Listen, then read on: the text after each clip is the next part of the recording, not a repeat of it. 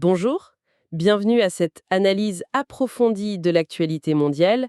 Aujourd'hui, 6 novembre 2025, notre regard se tourne principalement vers le Moyen-Orient. Oui, une région où les événements de la semaine écoulée, ils continuent de façonner un paysage très complexe, très mouvant. Exactement. Nous allons examiner les faits saillants, les efforts diplomatiques en cours et puis les perspectives des différents acteurs clés. Voilà. Cette exploration, elle vous est présentée grâce au soutien de ProMiVaiai et elle s'appuie sur les capacités de Stylo News, l'application d'information qui utilise l'intelligence artificielle. Un outil puissant pour décrypter tout ça. Alors, entrons dans le vif du sujet. La situation à Gaza, elle reste vraiment au centre des préoccupations, n'est-ce pas, Sam? Tout à fait. Le principal développement, c'est ce cessez-le-feu rétabli le 29 octobre. Mais il faut tout de suite le dire, il est extrêmement précaire. Ah oui, plus qu'une simple trêve. Bien plus, c'est une pause, disons, très fragile, dans un conflit qui a des racines très profondes. Ce rétablissement, il est arrivé après des frappes aériennes israéliennes intenses. Selon les sources qu'on a pu compiler, elles auraient causé la mort de 104 Palestiniens. Hmm. Et il faut se rappeler que ce cessez-le-feu, il avait déjà été négocié début octobre, puis il avait été rompu. Donc cette précarité, on la voit concrètement sur le terrain, j'imagine. Absolument. Les accusations de violation, elles fusent des deux côtés, Israël et le Hamas. D'accord. Début novembre d'ailleurs, l'armée israélienne a mené de nouvelles opérations, notamment à Rafah. Elle visait ce qu'Israël décrit comme des tunnels du Hamas. Donc ça continue malgré le cessez-le-feu. Ces incidents sont quasi quotidiens. Et ça montre bien que la méfiance, elle est totale. Le moindre incident peut tout rallumer. Et tout ça dans un contexte régional toujours tendu, hein. Bien sûr. Le contexte régional plus large, les tensions persistantes, notamment l'antagonisme Israël-Iran. L'Iran agit souvent via ses alliés régionaux, on le sait, même si l'Iran a semblé soutenir discrètement le cessez-le-feu au début, son influence reste un facteur absolument clé dans la région. Alors, vu cette instabilité, quels sont les impacts les plus marquants de ces derniers jours? Commençons peut-être par Gaza même. À Gaza, oui, c'est la situation humanitaire qui est au premier plan. Elle reste dramatique, les rapports font état de pertes civiles importantes, significatives, Mhm. et de destruction matérielle considérable. Des zones résidentielles entières, des camps de réfugiés comme Bourej, Canyonis, Dir el-Bala, Rafah, tout ça a été durement touché. Ce qui veut dire des déplacements massifs de population. Exactement. Des milliers de familles déplacées, une infrastructure qui était déjà fragile et qui est encore plus endommagée, et puis un traumatisme collectif immense, bien sûr. Et dans ce contexte, il y a aussi ce dossier si douloureux des otages et de leurs dépouilles. On a suivi ça de près. Oui, oui. Le Hamas a procédé au retour partiel des dépouilles de certains otages. Il y avait un citoyen américain, Omer Neutra, et un ressortissant tanzanien. C'est un processus extrêmement sensible, chargé d'émotions pour les familles concernées. Bien sûr. Et selon les informations qu'on avait au 31 octobre, il resterait encore 11 dépouilles aux mains du Hamas. 11, d'accord. Et en parallèle, il y a la question de l'aide humanitaire. C'est devenu un point de friction majeur. Ah oui, hein. Comment ça? Le secrétaire d'État américain, Marco Rubio, a publiquement accusé le Hamas de détourner cette aide. C'est une accusation que le Hamas rejette en bloc. Ce qui doit compliquer encore une situation alimentaire qui était déjà critique, si je comprends bien. Tout à fait. Le Programme alimentaire mondial, le PAM, tire la sonnette d'alarme. Il parle de pénuries alimentaires. Hmm. L'acheminement de l'aide est difficile à cause de la fermeture partielle des points de passage et aussi, selon le PAM, à cause de la destruction d'infrastructures de stockage pendant les frappes récentes. C'est un cercle vicieux, en somme. Exactement. Les besoins sont énormes, mais l'accès et la distribution sont extrêmement difficiles. Et côté israélien, comment le gouvernement aborde cette situation complexe? La ligne du gouvernement Netanyahou, elle est claire, elle est constante. La sécurité nationale, avant tout, les opérations militaires sont présentées comme des représailles nécessaires, des mesures préventives, Oui. et il y a une insistance très forte sur le désarmement complet du Hamas comme condition préalable à toute reconstruction sérieuse de Gaza. Le ministre Avi Dichter l'a encore répété. Une condition qui rend les discussions sur l'avenir très compliquées, j'imagine. C'est le moins qu'on puisse dire. Ça complexifie énormément toute discussion sur l'après. Et la question des otages, des corps des soldats retenus, ça doit peser très lourd aussi en Israël. Énormément. C'est un sujet d'une sensibilité extrême dans le pays. Le chef d'état-major, Ayal Zamir, a d'ailleurs lié le retour des corps des soldats israéliens détenus par le Hamas à certaines conditions. Ah oui? Oui.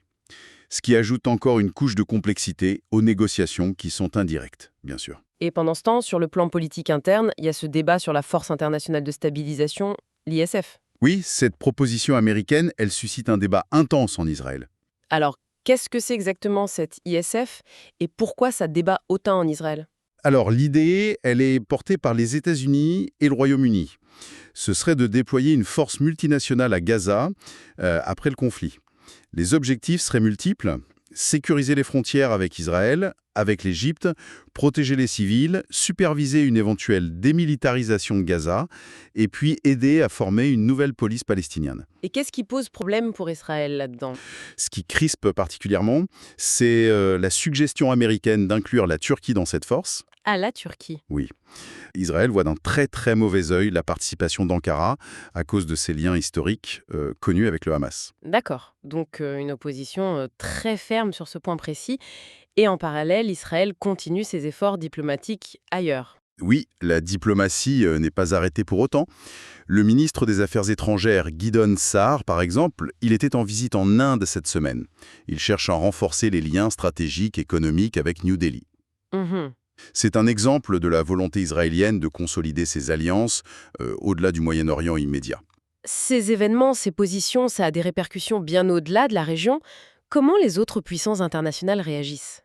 Les réactions sont assez variées et elles sont très révélatrices des équilibres géopolitiques actuels.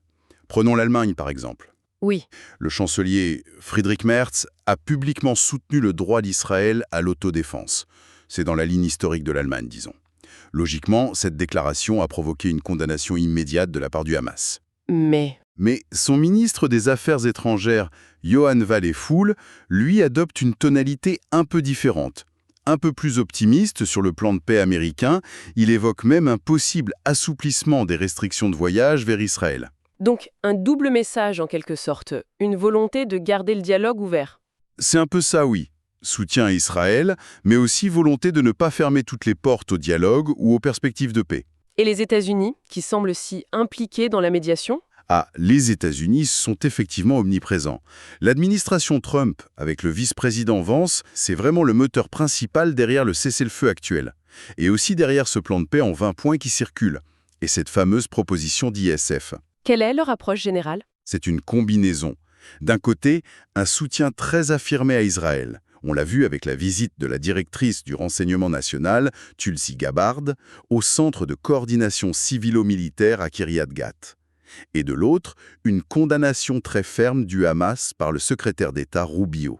Et cette idée d'un rôle pivot pour la Turquie? Oui, ça c'est un point particulièrement notable dans la position du président Trump. Il voit un rôle pivot pour la Turquie dans la stabilisation de Gaza. Et c'est ça qui est au cœur des tensions avec Israël sur la composition de l'ISFE. D'accord, donc ce rôle potentiel de la Turquie, c'est vraiment un point de friction majeur. Absolument.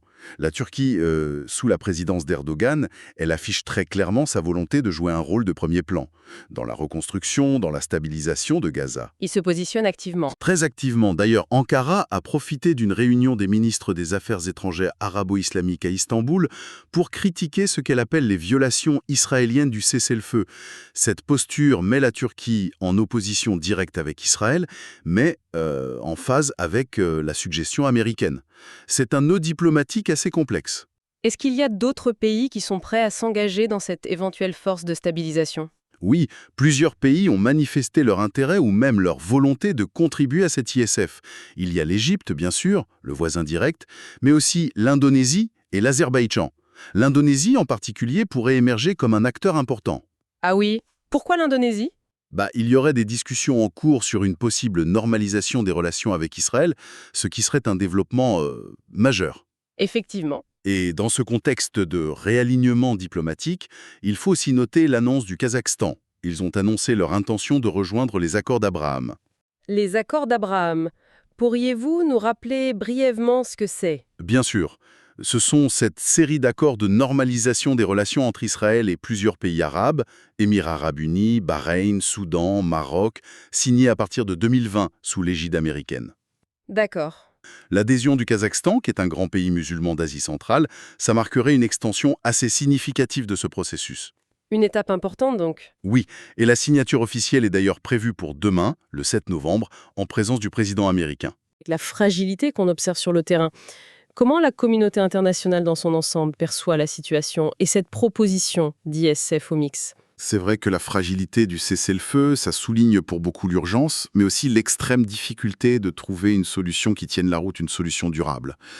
Et cette proposition d'ISF, même si elle est détaillée par les USA et le Royaume-Uni, elle soulève énormément de questions. Au-delà de la composition, donc. Oui, au-delà de qui participe, c'est le mandat qui fait débat.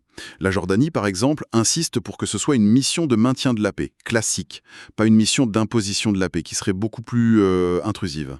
Quelle est la différence fondamentale? Le maintien de la paix, c'est avec le consentement des parties. L'imposition de la paix, ça peut impliquer l'usage de la force sans ce consentement. C'est beaucoup plus lourd. Et pour beaucoup d'observateurs, et c'est la position de l'ONU via son secrétaire général Antonio Guterres, il faut une résolution claire du Conseil de sécurité. C'est indispensable pour donner à cette force la légitimité nécessaire. Et qu'en pensent les pays arabes de la région? Surtout ceux du Golfe, qui pourraient être des bailleurs de fonds importants pour la reconstruction. Ah, les États arabes du Golfe y posent des conditions très claires. Leur soutien, qu'il soit financier ou militaire, à une éventuelle ISF, y serait conditionné. Conditionné à quoi? Au désarmement effectif du Hamas, et aussi à un retour de l'autorité palestinienne, celle qui est basée à Ramallah, pour gouverner Gaza. Ce qui semble difficilement réalisable à court terme vu la situation actuelle. C'est une exigence qui se heurte de plein fouet à la réalité du contrôle de Gaza par le Hamas aujourd'hui, oui. Et pendant ce temps, bien sûr, les organisations humanitaires, le PAM, le CICR, elles ne cessent d'appeler au respect du droit international humanitaire et à un accès sans entrave pour l'aide. Si on essaye de synthétiser un peu les positions des acteurs principaux, on voit bien les lignes de fracture, hein. C'est exactement ça. D'un côté, vous avez le gouvernement israélien Netanyahou, dictateur, Sahar, avec cette priorité absolue à la sécurité, l'exigence du désarmement du Hamas, le contrôle strict des frontières. Et cette opposition très marquée à la présence turque dans l'ISF. Tout ça en poursuivant les normalisations diplomatiques ailleurs. Et de l'autre côté, De l'autre côté, le Hamas, représenté par son porte-parole Azim Kassim, ils accusent Israël de violer le cessez-le-feu.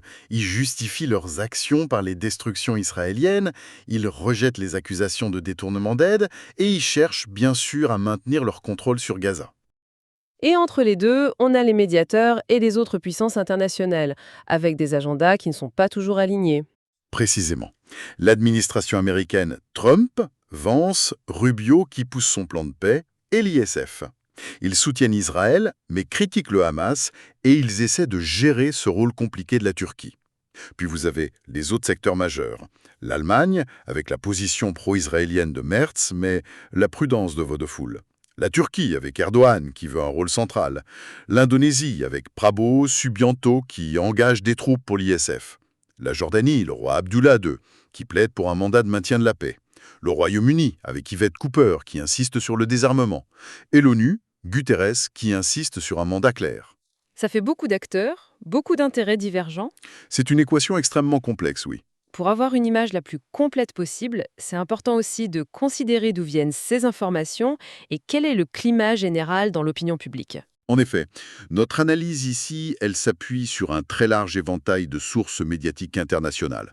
On parle d'Al Jazeera, Fox News, ABC, NewsX, Christian Science Monitor, Foreign Policy, mais aussi des médias israéliens, japonais, turcs, arabes, européens. C'est cette diversité qui est essentielle pour essayer de croiser les informations, d'avoir une vue un peu nuancée. Même si chaque source a son propre angle, bien sûr. Évidemment, chaque source a potentiellement son propre angle, son propre biais.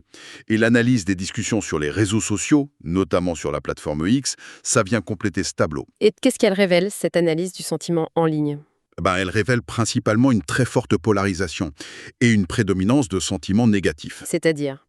Les mots-clés comme #Middle East, #Israël, #Hamas, #Gaza, ils sont massivement associés à des expressions de frustration, de peur, de colère. Il y a des critiques virulentes de la violence, souvent dirigées contre une partie ou l'autre. Les #Israël et #Hamas montrent une division particulièrement marquée des opinions. C'est très tranché. Et pour le mot-clé #Peace, paix? Ah, c'est intéressant. Pour #Peace, le sentiment est plus mitigé. On y trouve de l'espoir, oui, lié aux efforts diplomatiques qui sont en cours, mais aussi énormément de scepticisme quant à leur issue réelle. Les gens y croient moyennement, quoi. C'est un peu ça. Et on voit aussi que les utilisateurs s'appuient souvent sur des articles de presse pour argumenter, mais ils critiquent aussi très fréquemment la partialité supposée de ces mêmes médias. C'est paradoxal. Un paysage médiatique et opinionnel aussi fragmenté que la situation politique elle-même, finalement. Alors, vers quoi est-ce qu'on doit tourner notre attention dans les jours, les semaines à venir? Quels sont les développements clés à surveiller? Il y a plusieurs échéances et points de vigilance importants qui se dessinent. Premièrement, le Conseil de sécurité de l'ONU. Oui. Un débat et surtout un vote sur la résolution américaine concernant l'ISF sont attendus. L'issue de ce vote sera déterminante pour la suite. Un déploiement, si jamais il est approuvé, ça n'interviendrait probablement pas avant début 2026. Mais le processus politique, lui, il est crucial dès maintenant. D'accord. Deuxième point. Deuxièmement, les négociations indirectes pour le retour des dépouilles d'otages. Est-ce qu'elles vont se poursuivre? Est-ce qu'elles vont être bloquées? Ce sera un indicateur très important de l'état des relations entre le Hamas et Israël. Et sur le plan diplomatique plus large, au-delà de l'ISF et des otages? Il faudra suivre la réunion des ministres des Affaires étrangères arabo-islamiques à Istanbul. Elle pourrait définir une position commune, peut-être plus ferme, vis-à-vis d'Israël ou des médiateurs. Il y a aussi bien sûr la signature imminente demain de l'adhésion du Kazakhstan aux accords d'Abraham. C'est un symbole de la poursuite de ces normalisations. Mhm.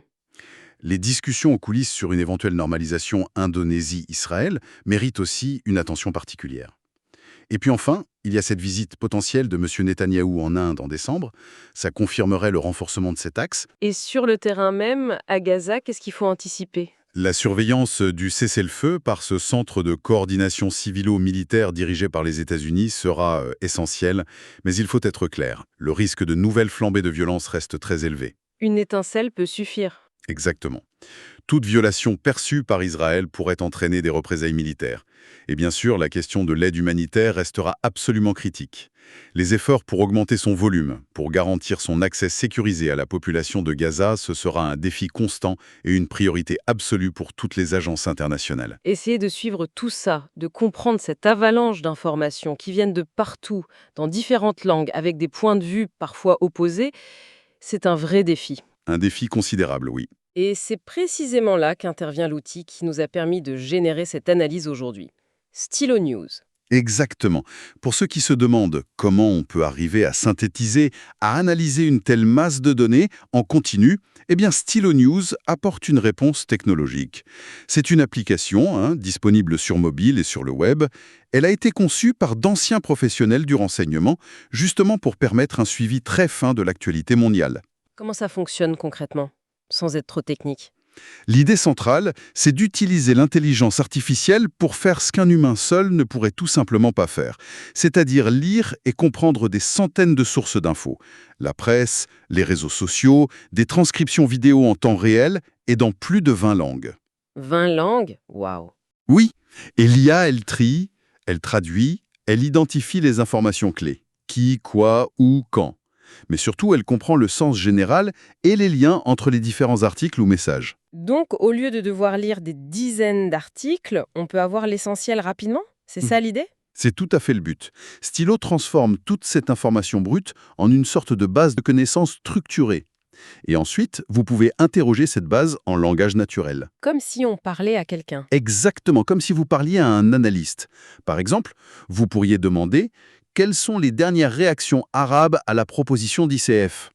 L'IA va alors chercher les infos pertinentes dans toutes les sources qu'elle a lues et elle vous fournit une réponse synthétique, en indiquant toujours d'où viennent les informations. C'est important, la source. Oui, la traçabilité. C'est ce qu'on appelle la génération augmentée par la récupération, le RAG. Elle trouve les faits avant de rédiger la réponse. Et quelles sont les autres fonctionnalités qui pourraient être utiles pour quelqu'un qui veut rester vraiment bien informé? Alors, il y a plusieurs outils intéressants. Il y a cette capacité d'analyse multilingue native dont on a parlé, la possibilité de rechercher des événements très spécifiques dans le monde entier et de générer des rapports personnalisés sur ces événements. On peut aussi créer ce qu'on appelle une watchlist. C'est pour suivre de très près des sujets, des régions ou même des personnalités spécifiques et être alerté quand il y a des développements importants. Pratique. Oui, et Stylo News donne aussi accès à des statistiques intéressantes sur les sources, sur les tendances ou même sur l'influence perçue des décideurs. Et comment on peut accéder à Stylo News alors? Il y a des abonnements? Oui, il y a principalement deux offres. Il y a l'offre exécutive. Elle est plutôt destinée aux particuliers, aux professionnels. C'est un abonnement mensuel ou annuel. Il donne accès à l'application mobile et web, aux mises à jour d'actualité mondiale, à la recherche personnalisée par IA et à la plupart des fonctionnalités qu'on vient de mentionner. D'accord. Et il y a une essai gratuite de 7 jours qui est proposée pour la découvrir, ce qui est pas mal. Ah oui, pour tester. Et l'autre offre? L'autre offre, c'est Stylo Plus. Elle est conçue pour les organisations plus importantes. Gouvernement, grandes entreprises. Elle comprend tout ce qu'il y a dans l'offre exécutive, mais avec des outils d'analyse plus poussés. On parle d'un tableau de bord global, de l'accès à des archives de rapports IA, des fonctionnalités d'intelligence multilingue avancées, la watchlist stratégique, des rapports exportables. Et il y a même la possibilité d'installer le système en interne, on-premise, si nécessaire.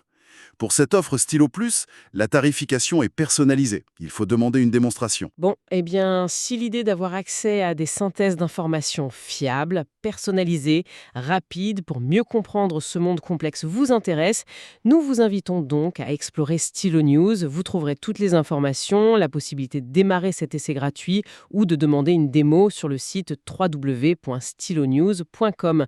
Je répète, www.stylonews.com. Et voilà, c'est ainsi que se termine notre tour d'horizon de l'actualité de cette semaine mouvementée. Nous vous remercions sincèrement pour votre attention. Oui, merci. Nous espérons que cette mise en perspective factuelle vous a apporté quelques clés de compréhension utiles pour naviguer dans la complexité des événements actuels. Et pour continuer à suivre l'actualité mondiale au plus près, vous pouvez bien sûr retrouver Stylo News sur vos plateformes de médias sociaux favorites. Et peut-être en guise de réflexion finale, au-delà des mécanismes diplomatiques, sécuritaires comme les cessez-le-feu ou les forces internationales, une question de fond persiste, non Evelyne? Laquelle? Quelle transformation sociale, politique, plus profonde serait nécessaire, des deux côtés d'ailleurs, pour commencer à bâtir réellement les fondations d'une paix qui soit durable dans cette région?